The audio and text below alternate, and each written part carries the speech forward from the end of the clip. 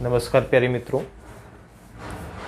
स्वागत है आपका श्री राम अध्ययन मंत्रा के हिंदी साहित्य का अनोखा इतिहास में।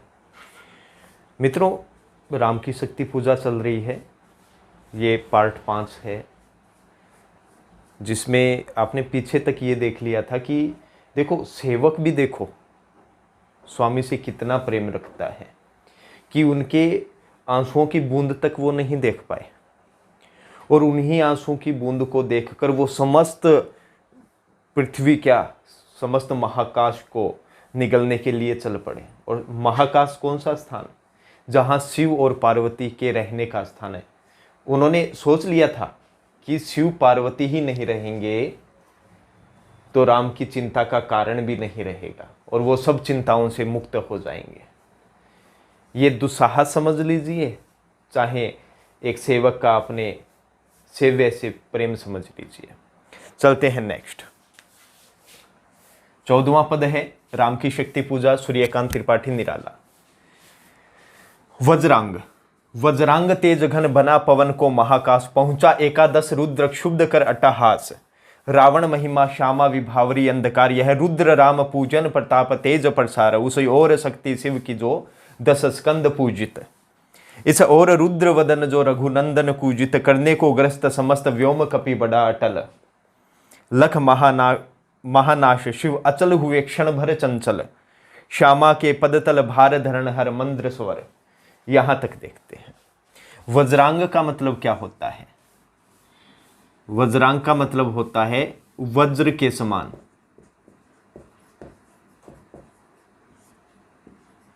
पुष्ट अंगों वाले। वज्र के समान पुष्ट अंगों वाले। तेज का मतलब होता है वर्चस्व। घन का मतलब होता है घना या प्रखर। पवन जानते हो, महाकाश शिव पार्वती के रहने का स्थान। एकादश रुद्र। एकादश रुद्र का मतलब क्या हो गया? 11 रुद्रों के समान अकेला ही। 11 रुद्रों के समान अकेला ही। शुद्ध का मतलब होता है क्रुद्ध। शुद्ध का मतलब क्रुद्ध। कर अट्टहास। अट्टहास का मतलब होता है भयंकर गर्जन। रावण महिमा श्यामा विभावरी। श्यामा महाकाली, विभावरी रात्रि, अंधकार आप जानते हैं। यह रुद्र राम पूजन प्रताप तेज प्रसार। अब पूजन प्रताप प्रसार में पैवर्ण की आवृत्ति से अनुप्रास अलंकार आया है। तो यह जो रुद्र है, राम पूजन प्रताप, पूजन का मतलब पूजा, प्रताप का मतलब आप जानते हैं, प्रसार का मतलब तेज का मतलब तेज हो जाएगा, प्रसार का मतलब फैलना, प्रकाश का फैलना। उस और शक्ति शिव की जो 10 स्कंद, रावण हो जाएगा। पूजित का मतलब पूजने योग्य। इस और रुद्र वदन वंदन, वंदन का मतलब वंदना। रघुनंदन श्री राम हो जाएगा। कुजित का मतलब होता है प्रशंसित। क्या हो जाएगा? प्रशंसित। करने को ग्रस्त समस्त व्योम कपि बड़ा अटल। अटल का मतलब क्या होता है? स्थिर।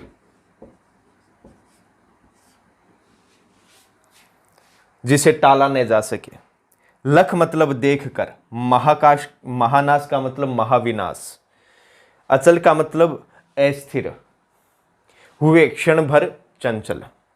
श्यामा महाकाली आ गया। पद तल भार धरण। श्यामा मतलब महाकाली, पद तल चरणों का, भार धरण मतलब धारण करने वाले, हर मतलब हो जाएगा शिव। मंद्र स्वर। मंद्र स्वर का मतलब क्या हो जाएगा मित्रों? बादलों के समान गंभीर वाणी। क्या हो जाएगा? बादलों के समान गंभीर वाणी। यहां तक देखते हैं।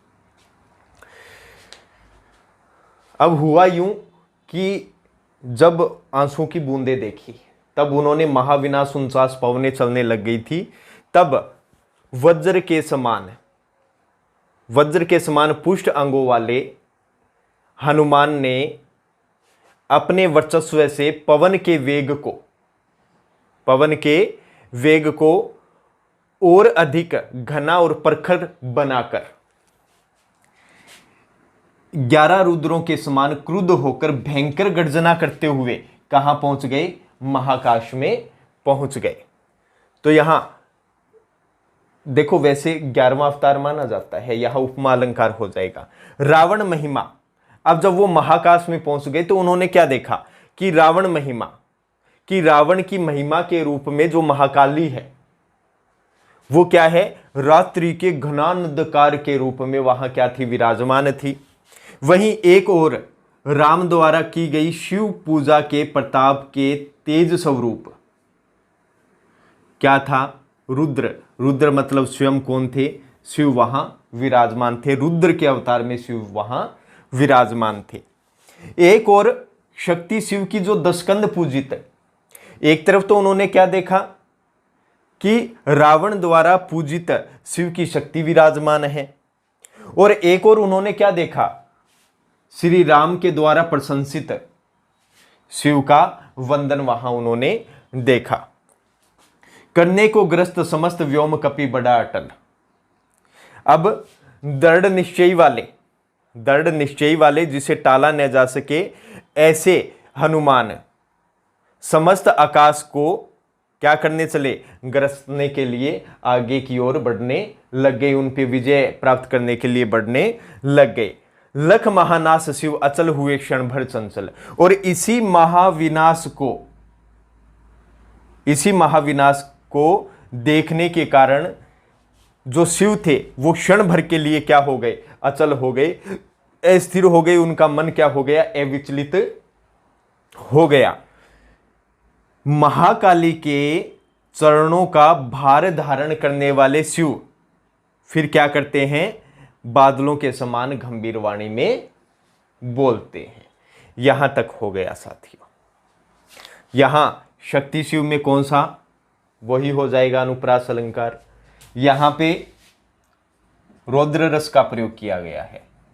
रौद्र रस, भयानक रस, दोनों रसों का प्रयोग किया गया है साथी। अब चलते हैं अगले पर। अगला है 15वां। अब जब महाकाश को निगलने चल पड़ते हैं हनुमान, और शिव अविचलित तो हो जाते हैं इस दृश्य को देखकर कि अब क्या होगा, और तभी वो महाकाली को जो समझाते हैं वो बात यहां बताई गई है। क्या बोला उन्होंने? बोले, समरो देवी निज तेज नहीं वानर यह हुआ श्रृंगार, नहीं हुआ श्रृंगार युग्मगत महावीर। अर्चना राम की मूर्तिमान अक्षय शरीर, चीर ब्रह्मचर्य रत ये एकादश रुद्र धन्य। मर्यादा पुरुषोत्तम के सर्वोत्तम अनन्य, लीला सहचर दिव्य भावधर, इन पर प्रहार करने पर होगी देवी तुम्हारी विषमहार। विद्या का ले आश्रय, इस मन को दो प्रबोध, झुक जाएगा कपि निश्चय होगा दूर रोध। यहां तक देखते हैं। संबरो का मतलब क्या होता है? रोको। हे देवी रोको। क्या? निज मतलब स्वयं के, तेज पर, तेज का मतलब तेज हो जाएगा, और नियंत्रण। नहीं वानर, यह नहीं हुआ श्रृंगार युगमगत, श्रृंगार भावना से नारी को ग्रहण करने वाला यह दंपति नहीं है। मतलब कभी भी इन्होंने काम वासना, श्रृंगार भावना से ग्रस्त हो, काम वासना से ग्रस्त हो, कभी भी ये नारी के मोह पास में नहीं पड़े, उनको गत मतलब ग्रहण किया है। और युग्म का मतलब दो होता है, मतलब दंपति, ये कभी श्रृंगार भावना से ग्रसित होकर क्या नहीं बने हैं? नारी को ग्रहण करने वाले दंपति नहीं बने हैं। महावीर, ये क्या है? महान वीर है। अर्चना राम की मूर्तिमान, ये स्वयं क्या है? राम के द्वारा की हुई अर्चना की मूर्ति है। अक्षय शरीर, अक्षय का मतलब क्या होता है? अमिट, जिसे मिटाया न जा सके, जिसका क्षय न हो, ऐसे वो शरीर वाले हैं। चीर ब्रह्मचर्यरत, वो आजन्म क्या है?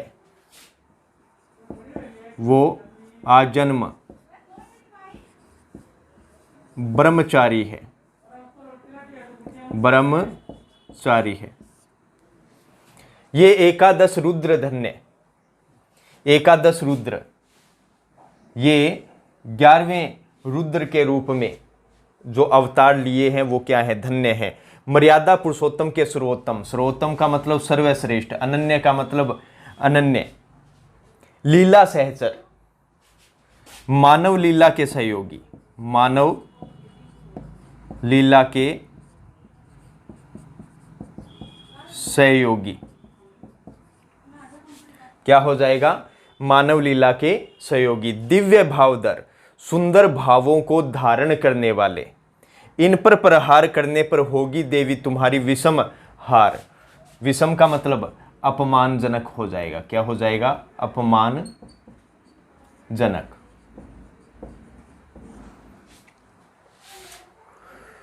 विद्या का ले आश्रय, इस पर, इस मन को दो प्रबोध, प्रबोध का मतलब ज्ञान।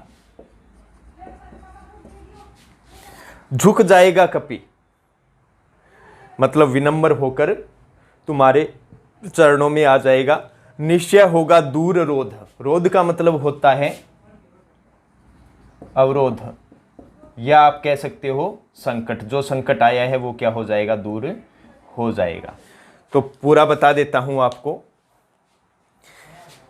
अब शिव बोलते हैं, हे देवी, खुद का जो तेज है उस पे क्या करो? उसे रोको, उस पर नियंत्रण करो। नहीं वानर यह कोई साधारण वानर नहीं है। आप सोच रहे हो कि ये कोई साधारण वानर है।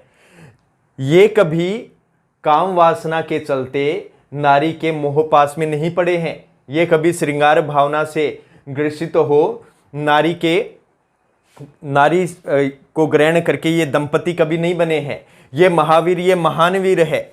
ये राम के द्वारा की गई अर्चना की स्वयं क्या है? मूर्ति है। उनका शरीर क्या है? अमिट है, अक्षय है, इसे मिटाया नहीं जा सकता है। ये आजन्म से क्या है? ब्रह्मचारी है। इन्होंने ब्रह्मचार्य का पालन किया है। और ये ऐसे एकादश रुद्र के अवतार क्या हैं? धन्य है देवी। ये मर्यादा पुरुषोत्तम राम के क्या है? सर्वश्रेष्ठ हैं और अनन्य है। ये अनन्य लीला सहचर हैं। भाई उनके सैनिक बहुत हैं, चाहने वाले बहुत हैं, भक्त बहुत हैं, लेकिन ये क्या है? ये मर्यादा पुरुषोत्तम के सर्वश्रेष्ठ अनन्य लीला सहचर है। लीला सहचर मतलब मानव लीला के सहयोगी। इसी के द्वारा राम अपनी समस्त लीलाएं क्या करते हैं? संपन्न करते हैं, उसे पूर्ण करते हैं। ये सुंदर भावों को धारण करने वाले हैं।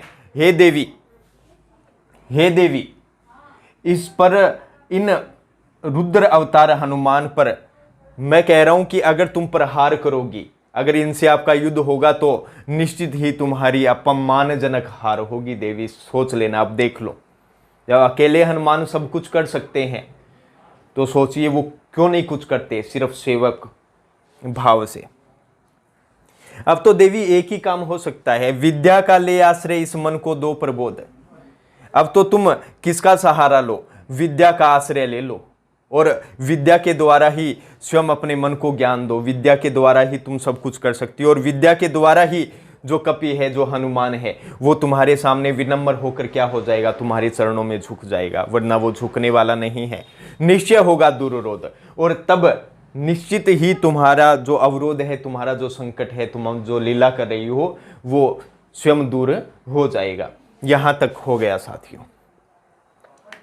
यहां कोई दिखाई दे रहे हैं आपको अनुप्रास अलंकार या कोई भी अलंकार आपको दिखाई दे रहा होगा तो आप देख लेना।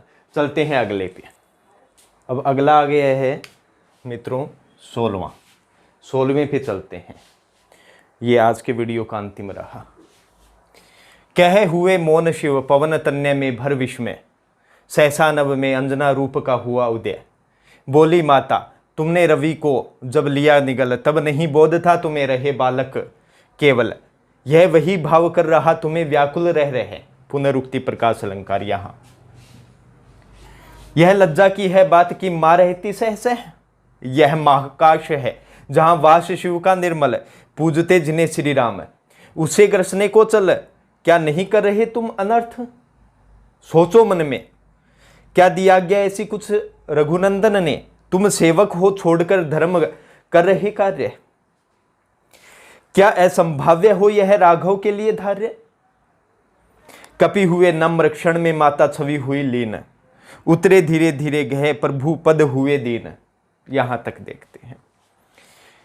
कहे हुए मौन शिव, फिर ऐसा कहकर शिव क्या हो गए, मौन हो गए। पवन तन्य, पवन तन्य का मतलब पवन के पुत्र, वायु पुत्र में भर विस्मय, विस्मय का मतलब होता है आश्चर्य। क्या हो जाएगा, आश्चर्य। सहसा नभ में, आकाश में अंजना रूप का हुआ उदय, ये जानते हो आप। बोली माता, तुम्हें रवि को जब लिया, तुमने रवि को जब लिया निगल, निगलना मतलब गर्सना, तब नहीं बोध था तुम्हें, मतलब बोध मतलब तुम नहीं जानते थे, नहीं बोध का मतलब तुम्हें ज्ञान नहीं था, बोध का मतलब हो जाएगा ज्ञान। रहे बालक केवल, उस समय तुम क्या थे, शेषवावस्था में थे।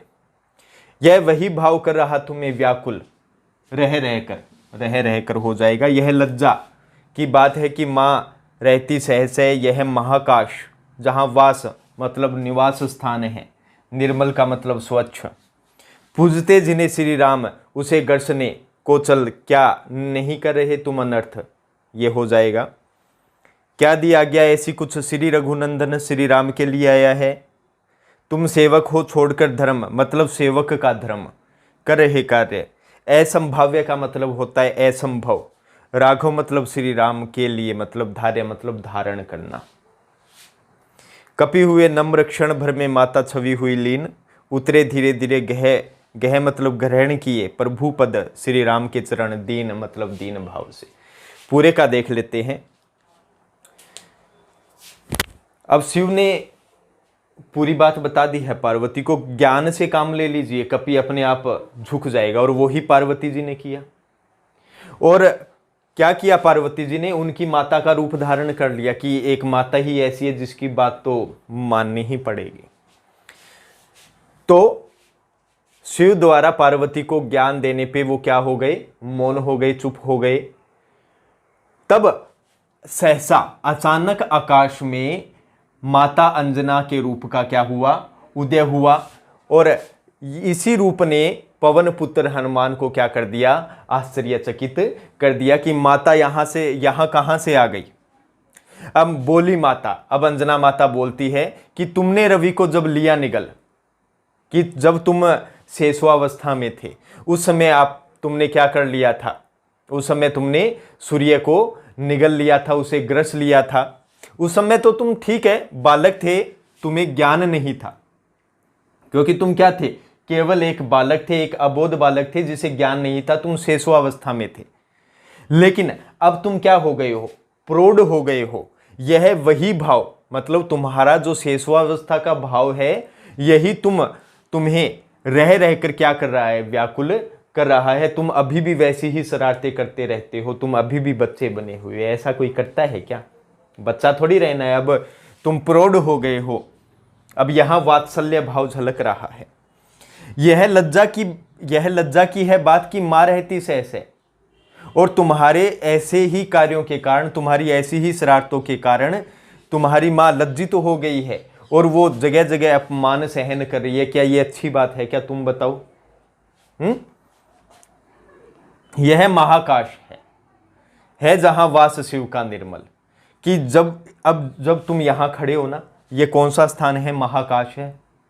और यहां किसका निवास है, यहां शिव का स्वच्छ स्थान है, यहां पर शिव का निर्मल स्थान है, यहां शिव वास करते हैं।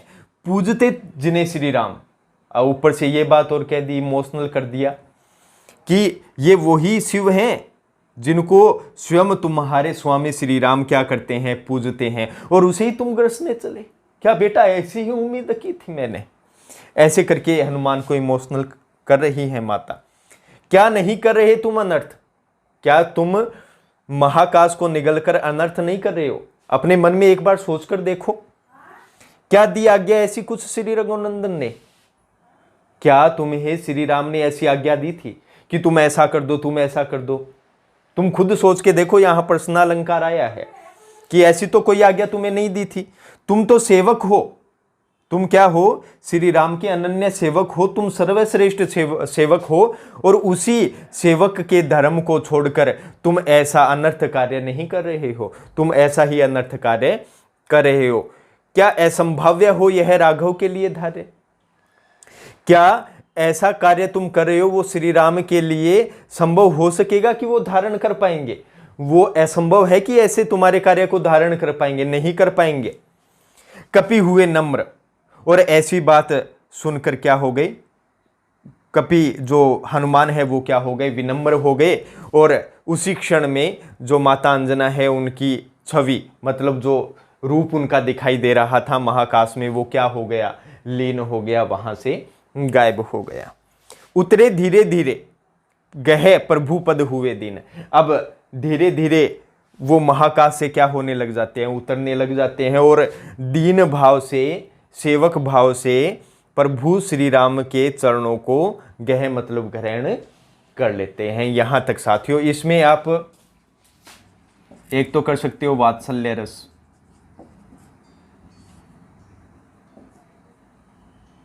एक तो आप कर सकते हो वात्सल्य रस, और एक इसमें आप कौन सा रस कर सकते हो? भयानक रस। ये दो हो जाएगा। खड़ी बोली हिंदी का यहाँ प्रयोग है, संस्कृत निष्ठ शब्दों का प्रयोग यहाँ पर किया गया है। रह रहे सह सह में कौन सा अलंकार हो जाएगा? पुनरुक्ति प्रकाश अलंकार हो जाएगा। ये जो है यहाँ है वक्रोक्ति अलंकार। तुम नहीं कर रहे क्या अनर्थ? इससे उक्ति ये निकलती है, हनुमान सीधे सीधे समझ रहे हैं कि तुम महाकाश को निगल रहा है। यहाँ तक साथियों, मिलते हैं नेक्स्ट वीडियो में। समझ में आ रहा होगा ऐसी उम्मीद है, आप जैसा ही मैं हूँ, केवल आपको बस सेवा दे रहा हूँ। तो मिलते हैं नेक्स्ट वीडियो में। इसी के साथ विदा चाहता है श्री राम अध्ययन मंत्रा का हिंदी साहित्य का अनोखा इतिहास। ठीक है, जय हिंद, जय भारत साथियों।